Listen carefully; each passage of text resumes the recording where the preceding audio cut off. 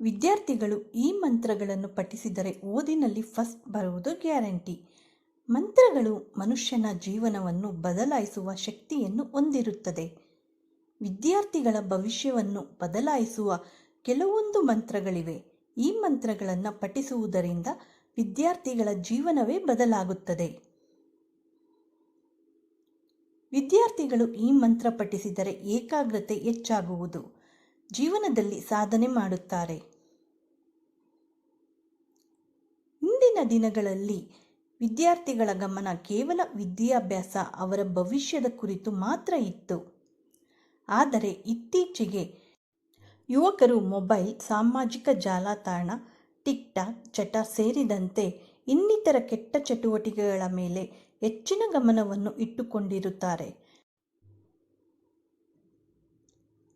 ಈ ಕೆಟ್ಟ ಚಟುವಟಿಕೆಗಳು ಅವರು ತಮ್ಮ ಅಧ್ಯಯನದ ಮೇಲೆ ಗಮನ ಕೇಂದ್ರೀಕರಿಸುವುದನ್ನು ಮತ್ತು ಪರೀಕ್ಷೆಗಳಲ್ಲಿ ಉತ್ತಮ ಅಂಕಗಳನ್ನು ಪಡೆಯುವುದನ್ನು ನಿಯಂತ್ರಿಸುತ್ತದೆ.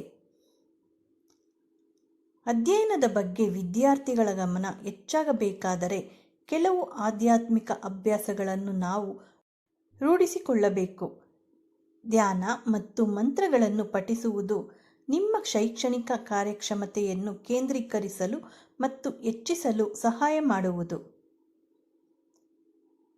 ನಿಮಗೆ ಉತ್ತಮ ಏಕಾಗ್ರತೆಯನ್ನು ನೀಡುವ ಮತ್ತು ಶೈಕ್ಷಣಿಕವಾಗಿ ಉತ್ತಮ ಸಾಧನೆ ಮಾಡಲು ಸಹಾಯ ಮಾಡುವ ಕೆಲವೊಂದು ಮಂತ್ರಗಳನ್ನು ನಾವು ಪಠಿಸುವುದರಿಂದ ನಮಗೆ ಉತ್ತಮ ಫಲಿತಾಂಶಗಳು ದೊರೆಯುತ್ತವೆ. ಅವು ಯಾವುವು ಎಂದು ಈಗ ನೋಡೋಣ.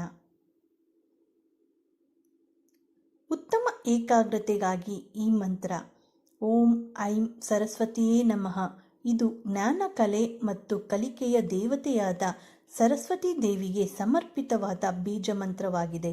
ನಿಮ್ಮ ಅಧ್ಯಯನದಲ್ಲಿ ಉತ್ತಮ ಸಾಧನೆ ಮಾಡಲು ಆಕೆಯ ಆಶೀರ್ವಾದ ಬಹಳ ಮುಖ್ಯ. ಪ್ರತಿದಿನ ಬೆಳಗ್ಗೆ ಅಥವಾ ನಿಮ್ಮ ಅಧ್ಯಯನವನ್ನು ಪ್ರಾರಂಭಿಸುವ ಮೊದಲು ಈ ಮಂತ್ರವನ್ನು 45 ಬಾರಿ ಜಪಿಸಿ. ನೀವು ಈ ಮಂತ್ರವನ್ನು ಸಂಜೆಯೂ ಜಪಿಸಬಹುದು.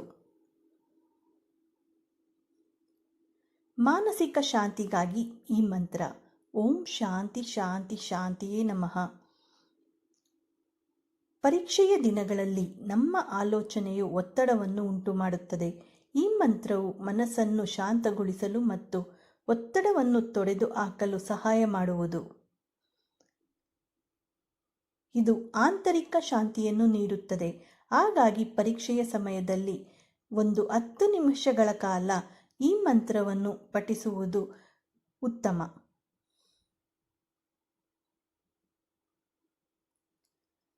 ಇನ್ನು ಜ್ಞಾಪಕ ಶಕ್ತಿಯನ್ನು ಹೆಚ್ಚಿಸುವ ಮಂತ್ರ ಓಂ ಗಂ ಗಣಪತಯೇ ನಮಃ. ಓಂ ಗಂ ಗಣಪತಯೇ ನಮಃ. ಬುದ್ಧಿವಂತಿಕೆ ಮತ್ತು ಬುದ್ಧಿಶಕ್ತಿಯ ದೇವನೆನಿಸಿಕೊಂಡ ಗಣೇಶನಿಗೆ ಸಮರ್ಪಿತವಾಗಿರುವ ಈ ಮಂತ್ರವು ಮಾನಸಿಕ ಅಡಚಣೆಗಳನ್ನು ತೆಗೆದುಹಾಕುತ್ತದೆ ಮತ್ತು ಉತ್ತಮ ಸ್ಮರಣೆಯನ್ನು ನೀಡುವುದು.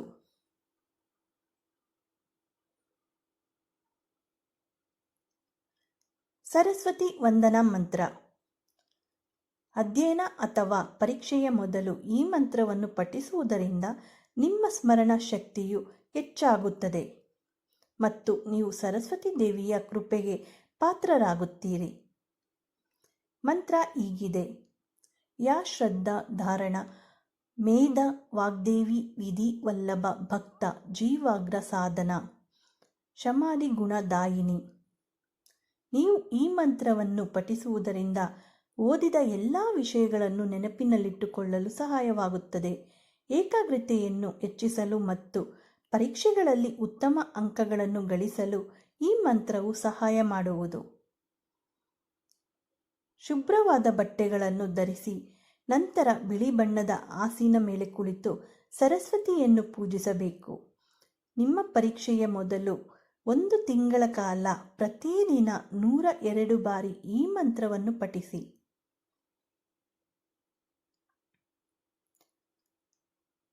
ಇನ್ನು ಪರೀಕ್ಷೆಗಳಿಗೆ ಸರಸ್ವತಿ ಮಂತ್ರ ಓಂ ಐಂ ರೀಂ ಕ್ಲೀಂ ಮಹಾಸರಸ್ವತಿಯೇ ದೇವಾಯ ನಮಃ.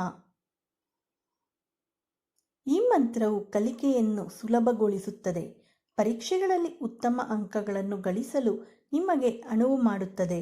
ಇದನ್ನು ಪ್ರತಿದಿನ 108 ಬಾರಿ ಜಪಿಸಿ. ಮಂತ್ರವು ಆತ್ಮವಿಶ್ವಾಸವನ್ನು ಹೆಚ್ಚಿಸುವುದು ಮತ್ತು ಯಶಸ್ಸನ್ನು ತರುತ್ತದೆ. ಸರಸ್ವತಿ ಗಾಯತ್ರಿ ಮಂತ್ರ.